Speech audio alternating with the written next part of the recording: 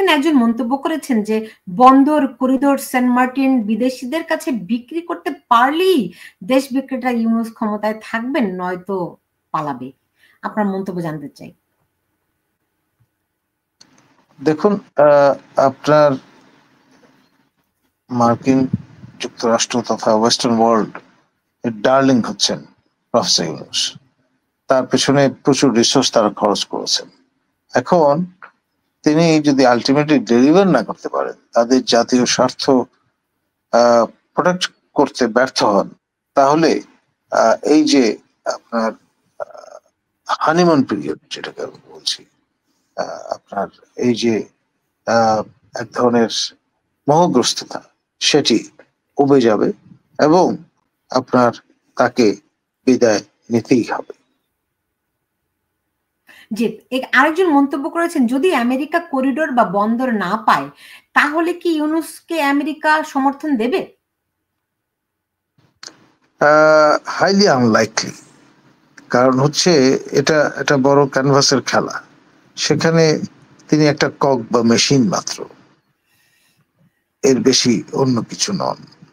তাকে দিয়ে যদি কাজ দেওয়া হয় তখন হয়তো plan B, plan C, plan D তে তারা চলে যাবেন, ভিন্ন সেট লোকজন আসবে, আর তখন মনে হবে না যে প্রফেসর ইউনূস অপরিহার্য একজন ব্যক্তিত্ব। রাইট, আমি প্ল্যান বি, সি, ডি এরকম প্ল্যানের কথা আমি শুনেছি, আপনার কাছে জিজ্ঞেস করব। কিন্তু আপনি জানেন যে যখন একটা টার্মোয়েল শুরু হয় তখন দেশের যারা মাইনরিটি কমিউনিটি রয়েছেন তারা শঙ্কায় ভোগেন। সেরকমই একটি প্রশ্ন এখানে এসেছে যে রদবদল হলে মাইনরিটির উপর কোনো হামলা আসতে পারে কিনা উগ্রবাদীদের থেকে, এবং এর মধ্যে আমরা বিভিন্ন ভাবে খবর পেয়েছি যে একটা উগ্র পন্থার হামলা, আক্রমণ এরকমের আশঙ্কাও অনেকে করছেন। আপনার কাছে এই ব্যাপারে কোনো ধারণা আছে কিনা স্যার? দেখুন, আপনার সময়টা তো খুব ভালনারেবল। ইতিমধ্যে যশোরে আপনার দ্বিতীয় বৃহত্তম সম্প্রদায়ের উপর হামলার ঘটনা ঘটেছে। এখন ডিস্টেবিলাইজ করার জন্য মাল মশলা যা দরকার তা একেবারে প্রস্তুত বলা যেতে পারে। এখন সেই বিষয়গুলো কিন্তু প্রফেসর ইউনূসকে ভাবিয়ে তুলছে। আপনার শুধু কথা তো চিড়ে ভিজবে না, আপনাকে ডেলিভার করে দেখাতে পারতে হবে আপনার হোম অডিয়েন্সকে এবং ন্যাশনাল অ্যাক্টরদের। এবং সব জায়গায় আপনি যদি রিট্রিট করতে থাকেন তাহলে আর এই চেয়ার আঁকড়ে বসে থেকে কি করবেন? এই প্রশ্নটি আপনি উঠে বসছে। জি, আমরা দেখেছি এরই মধ্যে মার্চ ফর যমুনা, হ্যাঁ, এই নামে শিরোনামে জামাত, শিবির এবং জঙ্গি সমন্বয়ক গোষ্ঠীর একটি তৎপরতা রয়েছে এবং আগামীকাল হয়তো তারা যমুনার উদ্দেশ্যে মার্চ করবে। আপনার কি মনে হয় এগুলো করে তারা রক্ষা করতে পারবে নাকি তারা সেনাবাহিনীকে চ্যালেঞ্জ করছে? দেখুন,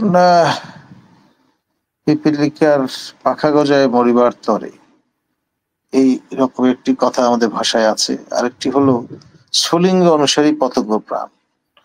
আমরা ভালো করে জানি most discipline force in the country হচ্ছে আর্ম ফোর্সেস। তাদের সঙ্গে পাঙ্গা দেওয়ার চেষ্টা করাটা কতটা বিজ্ঞ জনচিত কাজ হবে সেটা ভেবে দেখবার বিষয়। এখন ধরুন আপনি সম্পূর্ণ বেআইনি একটি স্টাইলে অ্যাসার্ট করার চেষ্টা যদি করেন এই মবক্রেসির মাধ্যমে অথবা মব জাস্টিস এনশিওর করার মাধ্যমে, তাহলে আপনি আলটিমেটলি কলকে কতটুকু পাবেন সেটা নিয়ে ঘোরতর সন্দেহ দেখা দেবে। এখন এই যে এখানে একজন আমার সব প্রশ্ন দর্শকরা করে ফেলছে, হ্যাঁ, একজন মন্তব্য করেছে যে ডক্টর ইউনূস চাচ্ছেন মব সৃষ্টি করতে, কিন্তু আমরা জানি সেনাবাহিনী বলে দিয়েছে আর কোনো মব বরদাস্ত করা হবে না। তারা কি মব সৃষ্টি করতে পারবে এগুলো দিয়ে? তারা একটা নাটকীয় পরিবেশ সৃষ্টি করতে হয়তো চাইছে। তারা হয়তো চাইছে যে দেখাতে যে ডক্টর ইউনূসের যমুনায় গিয়ে সবাই একদম কেঁদে কেটে একাকার অবস্থা। আপনি জানেন যে আজকেই আমরা দেখেছি যে ডেইলি স্টারের সম্পাদক, হ্যাঁ, তিনি একটি আর্টিকেল লিখেছেন যে please don't go doctor Yunus, right? আপনি আপনি নিশ্চয়ই সেটি দেখেছেন, আমিও দেখেছি। আপনি জানেন যে বাংলাদেশের স্বাধীনতা, গণমাধ্যমের স্বাধীনতা কতখানি খর্ব হচ্ছে, এবং আপনি এও জানেন যে এই যে আপনি যাদেরকে ত্রিরত্ন বলেন, সেই ত্রিরত্নরা কিভাবে করে ডেইলি স্টারকে বলে দিল্লি স্টার। যদিও আমি দীর্ঘদিন এই ডেইলি স্টারে আমি কাজ করেছি, এবং এমনকি কি বলবো, আমি ডেইলি স্টার আমার খুবই প্রিয় প্রতিষ্ঠান, প্রিয় গণমাধ্যম। শুধুমাত্র আমার কর্মক্ষেত্র নয়, সম্পাদক মাহফুজ আনামও আমার অত্যন্ত প্রিয়জন। তাকে আমি গতকালও অনুরোধ করেছিলাম যে আমার এই আয়োজনে আসার জন্য। তিনি বলছিলেন তিনি অনেক বছর ধরে কোথাও যান না, শুধুমাত্র বোধহয় বিবিসিতে একটি সাক্ষাৎকার দিয়েছিলেন। তো মাহফুজ আনাম এরকম একটা লেখা লিখেছেন যে please don't resign and appeal two professor Yunus. অথচ অথচ তিনি কিন্তু এখন এই সময়ে আতঙ্কে আছেন। তিনি এবং প্রথম আলো, মানে ডেইলি স্টার এবং প্রথম আলো, এই দুইটি প্রতিষ্ঠান আমরা জানি যে শেখ হাসিনার শাসনামলে প্রধানমন্ত্রীর কার্যালয়ে নিষিদ্ধ ছিল। ব্যক্তিগতভাবে শেখ হাসিনা প্রথম আলোর সম্পাদক এবং ডেইলি স্টারের সম্পাদককে আক্রমণ করতেন, নিয়মিত আক্রমণ করতেন। আমরা হয়তো কারণ খুঁজে পেতাম না। আজকে যখন মাহফুজ আনাম, আমার প্রিয় সম্পাদক যদিও, তিনি যখন লেখেন যে please don't resign and appeal two professor Yunus, মানে আমি খুব বিস্মিত হয়ে যাই যে আমরা কাদেরকে আমাদের গণমাধ্যমের কর্ণধার ভাবি। তিনি এর মধ্যে গণমাধ্যমের উপর যে আক্রমণ হচ্ছে, যেভাবে করে এই সংক্রান্ত কিন্তু একটা আর্টিকেল লিখেছেন, কলাম লিখেছেন, এডিটোরিয়াল লিখেছেন। সেইখানে তিনি বলেছেন যে তিনি মানে কি ভয়াবহ একটা পরিস্থিতির মধ্যে দেশের গণমাধ্যম রয়েছে। তিনি কেমন করে যখন আজকে এই আর্টিকেল লিখেন, এটা কন্ট্রাডিকশন মনে হয় কি জনাব নাজমুল হাসান কলিমুল্লাহ? স্বাভাবিক, কারণ এক ধরনের ডায়ামেট্রিক্যালি অপোজড স্ট্যান্ড, এতে কোনো সন্দেহ নেই। কিন্তু এই যে বিষয়গুলো, সেগুলো রিকনসাইল করা মুশকিল, আবার অনেক সময় শিল্ড হিসাবে এটা কাজ করে। এখন আপনার আমাদের ম্যাকলারেন্স ক্লাবের প্রতিবেশী হচ্ছে ডেইলি স্টার ভবন। সেখানে আমরা প্রায় প্রতিদিনই অবস্থান করি, যাই, কফি খাই।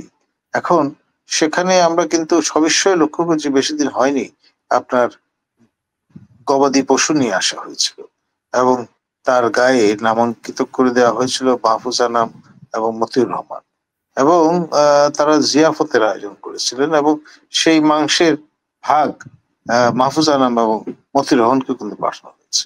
তো এই যে ইন্টিমিডেশন গুলো, সেগুলো এক ধরনের আতঙ্ক তৈরি করে। তার ফলে এই ধরনের বিহেভিয়ার আমরা দেখতে পাই। চাচা আপন প্রাণ বাঁচা, এটা তো সবাই জানি আমরা। সুতরাং আপনার প্রকৃত অর্থে যে জিয়াফত খাওয়ার ঘটনাটি, সেটি ছিল কাইন্ড অফ শার্প রিমাইন্ডার, এবং সেই পর্ব অতিক্রান্ত হয়েছে। এখন আরো ভয়ঙ্কর কিছু যদি ঘটে যায়, তাহলে অবাক হওয়ার কিছু থাকবে না।